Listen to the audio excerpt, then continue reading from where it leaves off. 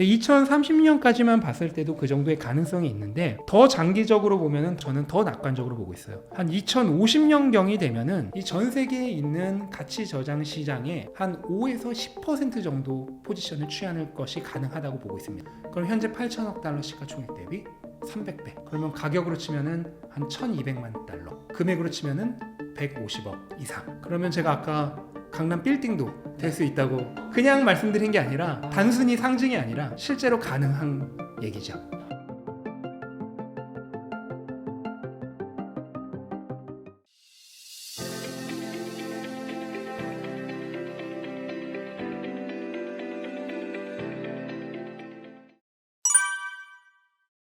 뭐 인플레이션 화폐는 쉬워요. 그냥 우리가 쓰고 있는 돈들이 다 인플레이션 화폐입니다. 인플레이션 화폐라고 하는 물가가 이제 계속 오르는 것을 얘기하죠. 물가의 상승은 곧 화폐 가치의 하락이죠. 그러니까 가치가 주식이나 뭐 비트코인, 금과는 다르게 가치가 계속 내려가는 애를 말하는 거예요. 그게 우리가 사용하고 있는 가장 대표적인 원화, 그 다음에 글로벌 화폐로는 달러가 그거에 해당합니다. 그래서 지금 보고 계신 표가 미국의 광의 통화량, 그러니까 달러가 얼마나 풀렸는지를 나타내는 표예요. 근데 보시면은 지금 여기서 이제 1960년대부터 나와 있지만 1960년대부터 지금까지 거의 꾸준히 계속해서 통화량이 증가를 하고 있어요.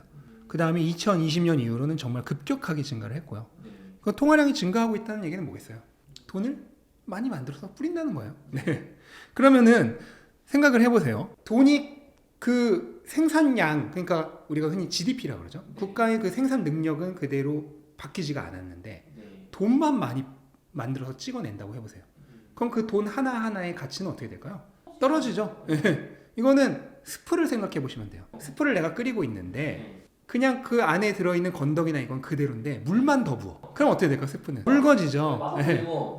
건더기랑 같이 물도 부어야지 희석이 안 되죠. 생산이랑 같이 화폐가 증가해야 화폐 가치의 희석이 없어요. 근데 국가의 생산 능력이라고 하는 건 그대로인데 화폐만 만들어서 찍어서 발행을 하게 되면은 이 생산 능력 대비 화폐가 가진 가치는 하락을 합니다. 이게 인플레이션이에요. 그럼 화폐 가치가 하락을 하면 어떻게 되냐? 내가 이 생수 하나를 사려고 그래요. 그러면은 기존에는 화폐가 가치가 있었어. 그래서 한 장만 가져와도 얘랑 바꿔줬어. 근데 화폐 가치가 떨어지면 어떻게 돼요? 이제 한 장 가져오면은 얘가 가치가 없으니까 안 바꿔주죠. 네, 2장 가져오라는 거. 그래야지 바꿔준다는 거. 그러면 화폐 가치가 떨어지면서 화폐를 더 많이 가져가야 얘를 바꿔주죠. 더 많이 가져가야 바꿔준다는 얘기는 가격이 오른다는 거죠. 이게 인플레이션입니다. 요즘 특히 물가가 더 급격하게 오르죠. 그게 반대로 얘기하면 뭐다? 화폐 가치가 더 급격하게 하락하고 있다 라는 뜻이 됩니다. 그래서 실제로 달러의 가치는 여기 보시는 빨간색 선이 머니 프린팅, 돈을 얼마나 뿌렸냐예요. 그 다음에 왼쪽에 보시는 이 달러 지폐가 이렇게 쥐파먹듯이 파먹어져 있는 게 뭐냐면은 달러 가치를 나타내요. 구매력. 근데 화폐가 이렇게 많이 더 만들어질수록 이 화폐 가치는 하락하기 때문에 구매력은 계속해서 하락을 한다. 그래서 실제로 지금 100년간 미국 화폐 달러의 가치는 99% 이상 구매력이 상실이 됐습니다. 이거를 금과 비교해서 계산을 해보면 대략 최근 50년간으로 봤을 때 연평균 한 7.5%씩 화폐 가치가 하락을 했어요. 그러니까 국가가 발표하는 CPI와는 조금 다른 개념이에요. 국가는 당연히 적게 발표를 하죠. 그 CPI를 낮게 발표하는 거는 굉장히 쉬워요. 예를 들어서 좋아하시는 햄버거 가게가 있을까요? 거기가 햄버거 가격이 올랐어요. 근데 옆에 있는 프랜차이즈는 안 올라. 그러면은 작년에는 여기서 조사했는데 내년에는 안 오른 데서 조사하면은 물가가 안 오른 게 됩니다. 그 외에도 수많은 방법들이 있어요. 그런 방법대로 CPI는 적게 발표가 되지만 그거는 실제 화폐 가치를 그대로 얘기해 주는 게 아니에요. 실제 화폐 가치를 보는 기존의 가장 좋은 방법은 금이었어요. 왜냐면 금이 1971년까지 근본위제였죠. 금과 화폐가 연동되어 있다가 그게 풀렸어요. 그러면서 이 금이 화폐 가치의 바로미터가 됐어요. 측정해주는. 금값이 오르면 오를수록 그 오른 만큼 화폐 가치가 내려간 거라고 보는 거죠. 왜냐면 금은 산업용, 의료용으로 사용되는 가치는 거의 없어요. 거의 대부분이 뭐냐면 현재 13조 달러의 시가총액의 거의 95% 이상을 차지하고 있는 게 뭐냐면 구매력의 저장 용도입니다. 가치 저장 용도. 수단으로만 쓰이는데 가치를 저장해주는 구매력이라고 하는 걸 저장해두는 수단으로만 쓰는데 그러면 결국 화폐 가치가 떨어진 만큼 시속 게임처럼 금 가격은 오르겠죠. 이 금 가격 상승한 걸로 봤을 때 화폐 가치는 지난 50년간은 연평균 한 7.5%씩 하락을 한 것으로 보고 있어요. 근데 지금 최근에 와서는요. 그게 금에서 주식으로 좀 바뀌고 있어요. 그러니까 기존 71년에 근본이자가 끝나면서 당분간은 뭐 20년, 30년, 40년간은 금이 그 역할을 많이 했는데 현재는 대부분의 투자자들이 금에 투자하나요? 지금 주변에 아마 금 투자한다는 사람 아마 별로 없을 거예요. 네. 거의 대부분의 사람들이 주식에 투자를 하죠. 그리고 글로벌 가장 큰 주식시장은 미국 주식시장이죠. 네. 그래서 이제는 그 역할을 점점 금에서 미국 주식이 하고 있어요. 그래서 지금 여기 보시는 표는 현금이 S&P 대비해서 가치가 얼마나 떨어졌는지를 나타내는 거예요. 근데 보면은 30년 동안 현금의 가치가 2000% 이상 주식에 비해서 떨어졌어요. 반대로 하면 주식 가치가 2000% 이상 오른 거죠. 그래서 어떻게 됐냐 하면은 최근 30년 동안 S&P 500의 평균 수익률이 7.52%. 근데 제가 앞에서 화폐 가치가 연평균 몇 퍼센트? 7.5% 떨어졌어요. 그러면은 지금은 이제 주식이 그 화폐 가치 하락을 흡수하는 가치 저장 수단으로서의 용도. 기존에는 금이었지만 근본이자가 해제된 직후에는 금이었지만 현재는 이제 미국 주식 쪽으로 옮겨가고 있다고 보면 되는 거고요. 향후로는 저는 이 역할 중에 상당수를 이제 비트코인이 하게 될 거라고 보고 있고, 그렇게 봤을 때 비트코인은 반대예요. 비트코인은 점점 공급량이 줄어들어요. 공급량이 이렇게 늘어나는 게 아니라, 그래서 2024년이 되면 10분당 3.125개씩 공급량이 줄어들고, 그래서 결국은 2050년 정도만 돼도 최대 생산량인 2100만 개에 거의 근접해지게 되고요. 2140년 정도, 2140년에서 2150년 사이 정도가 되면 이제 2100만 개 모든 공급이 다 끝이 납니다. 그래서 공급이 완전히 딱 막혀 있어요.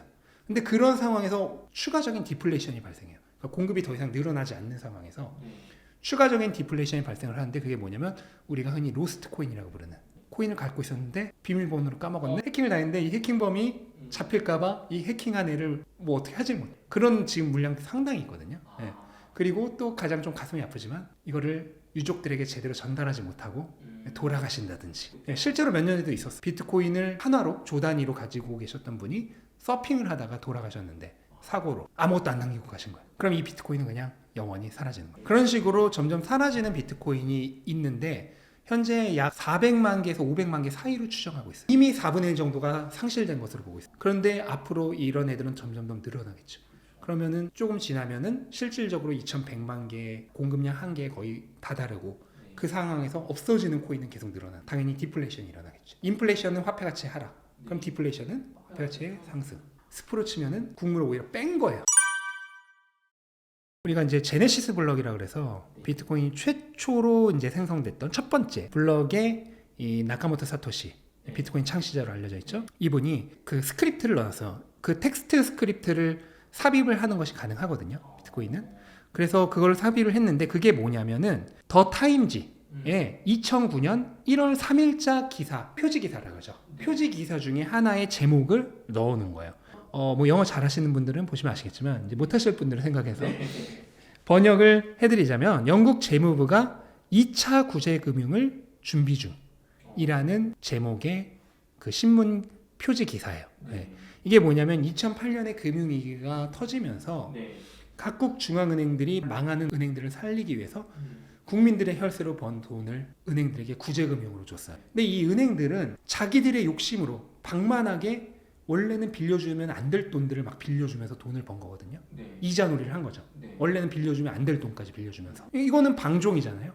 그렇게 해놓고 망할 위기에 처해주니까 국가가 혈세로 구제금융을 해준 거예요. 이거 완전 욕먹을 일이죠. 그래서 이 기사를 여기다 실었다는 건 뭐겠어요? 이런 국가의 행태를 비난하는 거. 바로 앞에서 설명들이 마음대로 돈을 찍어내는 머니 프린팅, 인플레이션을 마음대로 하는. 어떻게 보면 돈의 주권은 국민에게 있는 건데, 그 국민에게 있는 돈의 주권을 자기들이 마음대로 하는 각국 정부나 권력자, 중앙은행들을 비난하면서 디플레이션 화폐인 비트코인을 만들었다라는 것을 주장하는 또는 암시해주는 내용이라고 보시면 되겠습니다. 디지털 자산이라고 하는 것 자체가 이미 1980년대 정도부터 연구가 되어 오고 있었던 거예요. 왜냐면은 우리가 기존에 사람과 사람이 거래를 하려면은 반드시 아날로그적으로, 물리적으로 이렇게 만나서 거래를 했어야 됐잖아요. 그거를 통신을 통해서 거래를 하고 싶었던 거죠. 그럼 통신을 통해서 거래를 하게 되면 어떤 문제가 발생하냐면, 예를 들어서 이메일을 생각하시면 돼요. 이메일을 보내고 나면 보낸 메일이 나한테 남죠. 제가 PD님한테 돈을 드렸는데 보낸 돈이 나한테 남아있어요. 이런 문제가 돼요. 이건 엄청난 인플레이션이 되는 거죠. 예, 통화로서 아예 작동이 불가능한 거죠. 이 문제가 있었고, 그 문제를 수십 년에 걸쳐서 수많은 프로그래머들, 그다음에 연구자들이 그거를 해결을 하려고 노력을 했던 겁니다. 그러다가 이제 2008년에 비트코인이 이 문제를 해결을 하면서 이중 지불이라고 하거든요. 이 이중 지불 문제를 해결을 하면서 이제 세계 최초의 디지털 화폐라 불리는 비트코인이 나오게 된 거죠.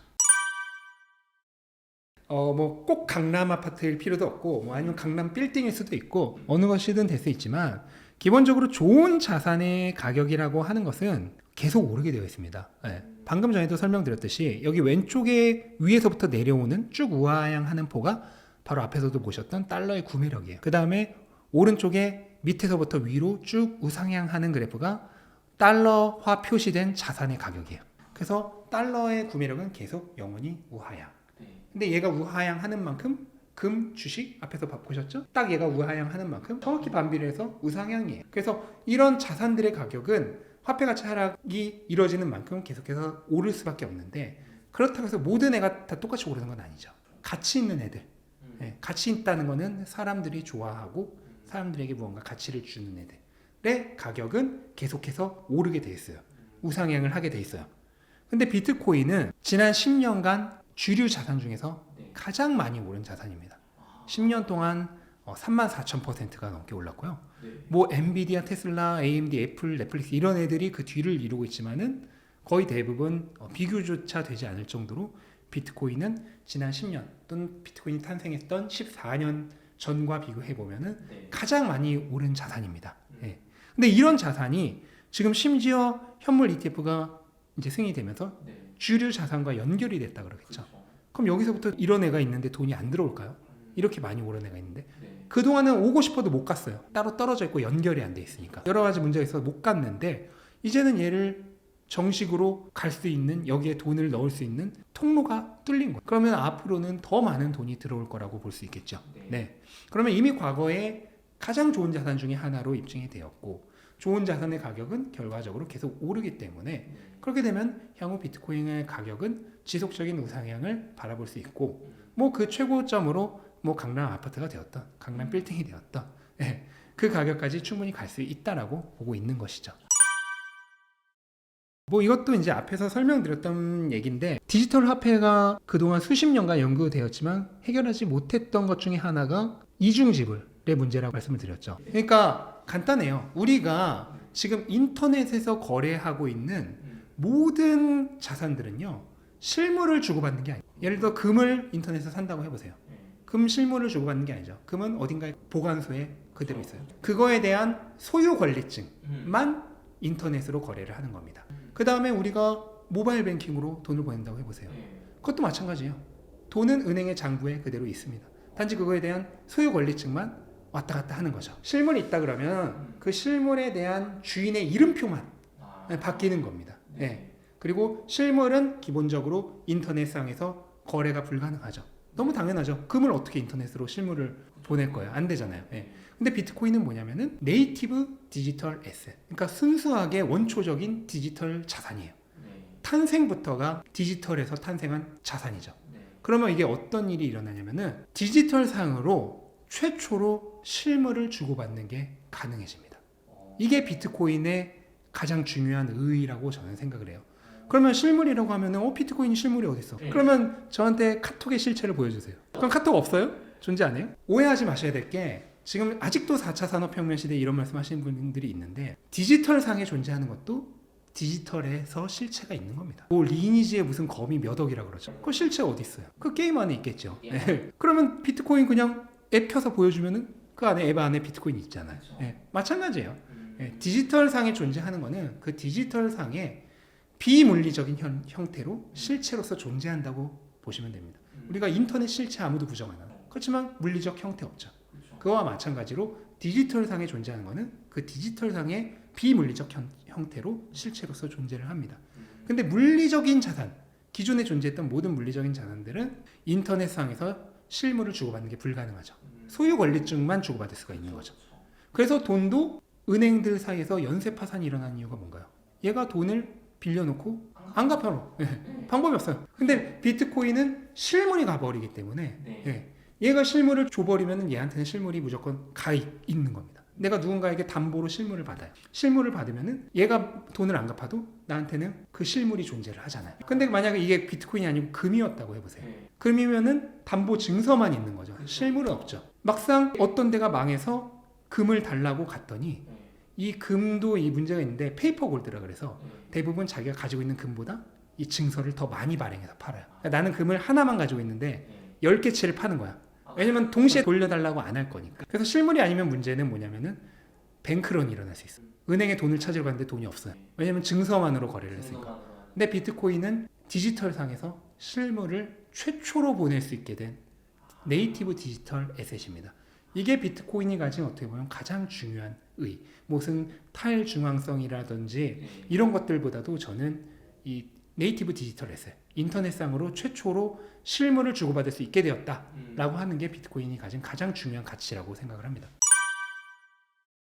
지금 글로벌, 그러니까 전 세계 전체 그 가치 저장 시장에 있는 그 돈의 총액이 이 자료에는 900조 달러라고 나와 있지만 이게 한 2, 3년 전 자료이기 때문에 현재는 더 늘어서 한 1000조 달러 정도가 존재를 합니다. 1000조 달러의 돈이 있는데 그 중에서 고유동성 자산이라고 하는 게 한 170조에서 200조 달러 정도. 그러니까 언제든지 이제 이동할 수 있는 돈을 얘기하는 거죠. 그게 있고 이 돈 같은 경우에는 한 2030년까지는 비트코인에 빠르게 유입이 될 수 있겠죠. 예. 그러면 이 170조 달러 중에서 1%만 들어온다 하더라도 대략 1.7조 달러, 1조 7천억 달러 정도가 2030년까지는 비트코인에 들어올 수가 있는 거예요. 근데 비트코인의 전통적인 통화량 유입 대비 가격 상승률을 보면은 이걸 승수라고 하는데 이게 대략 4배입니다. 이 4배란 얘기는 뭐냐면 1달러가 들어왔을 때 비트코인 가격은 4달러가 오른다는 거예요. 예. 그러니까 4배로 오른다는 거죠. 근데 만약에 1조 7천억 달러가 들어오면 어떻게 돼요? 그거의 4배면은 거의 6조 8천억 달러니까 거의 7조 달러죠. 예. 거기에 현재 비트코인 시가총액까지 더하면은 2030년까지 대략 8조 달러 정도를 생각해 볼 수 있는 거예요. 그럼 현재 비트코인 시가총액이 8천억 달러니까 8조 달러면은 10배. 그러면은 뭐 지금 가격 대비해서는 하나로 치면은 충분히 뭐 5억 이상이 가능한 거죠. 근데 2030년까지만 봤을 때도 그 정도의 가능성이 있는데 더 장기적으로 보면은 저는 더 낙관적으로 보고 있어요. 한 2050년경이 되면은 이 전 세계에 있는 가치 저장 시장에 한 5에서 10% 정도 포지션을 취하는 것이 가능하다고 보고 있습니다.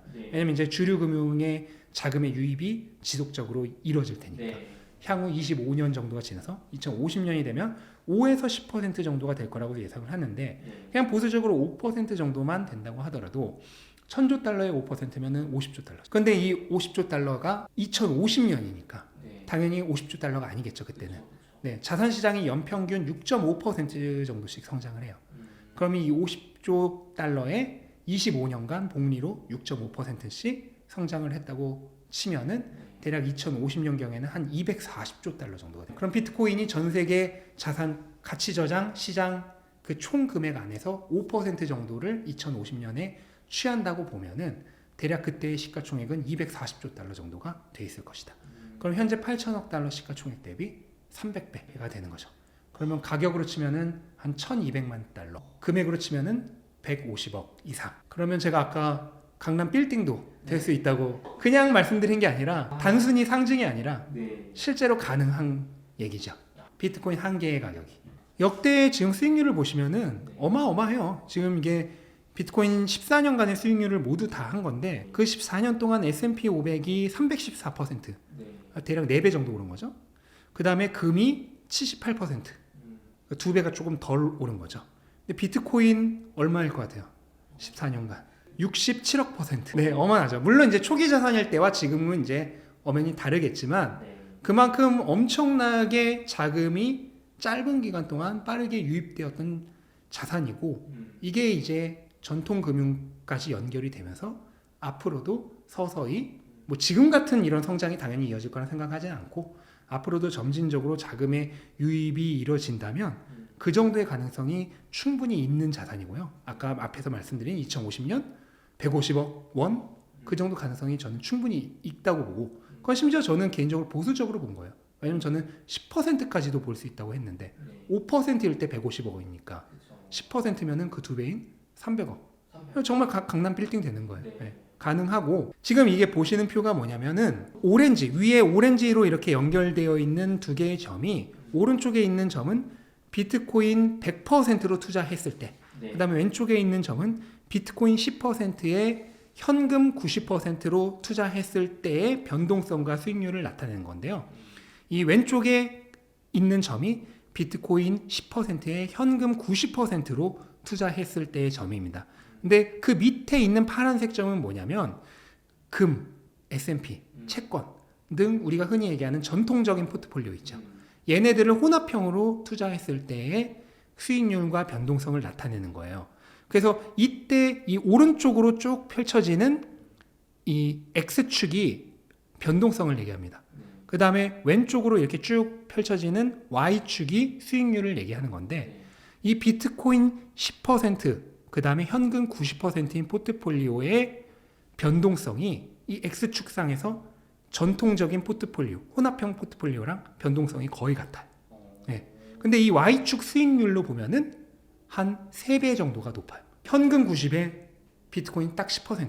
근데 얘가 전통적인 혼합형 포트폴리오, 가장 안전하다고 하는 최고의 포트폴리오라고 하는 그 포트폴리오와 변동성은 거의 똑같은데 수익률은 3배 이상이 높아요. 마음고생은 비슷하고 수익은 3배 이상이고 압도적으로 좋다는 얘기죠. 예. 이렇게 좋은 자산이고 이제 현물 ETF 승인과 함께 전통금융들이 얘를 편입을 하기 시작할 거예요. 자신들의 포트폴리오 안에. 예. 그러면 더 많이 성장을 하겠죠. 그렇기 때문에 저는 개인 투자자들도 뭐 갑자기 비트코인 뭐 몰빵이라 그런 얘기 절대 안 해요. 네. 정말 작은 양이다 하더라도 여기처럼 비트코인 10%라고 하더라도 자신들의 그 포트폴리오에 좀 추가를 해보셨으면 좋겠어요.